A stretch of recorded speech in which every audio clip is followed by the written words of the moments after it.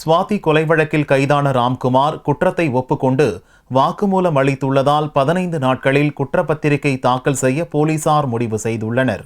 சுவாதி கொலை வழக்கு தொடர்பாக கைது செய்யப்பட்ட ராம்குமாரிடம் போலீசார் 3 நாட்கள் காவலில் எடுத்து விசாரணை நடத்தினர். அப்போது ராம்குமார் அளித்த தகவல்களை வழக்கின் முக்கிய ஆதாரமாக போலீசார் பதிவு செய்தனர்.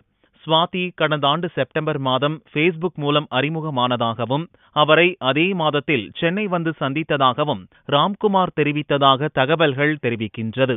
மேலும் ராம்குமார் குற்றத்தை ஒப்புக்கொண்டு வாக்குமூலம் அளித்துள்ளதாகவும் ராம்குமார் தான் கொலையாளி என்பதற்கான வலுவான ஆதாரங்கள் உள்ளதால் இன்னும் 15 நாட்களில் குற்றப்பத்திரிகை தாக்கல் செய்ய உள்ளதாக போலீஸ் தரப்பில் தெரிவிக்கப்பட்டுள்ளது.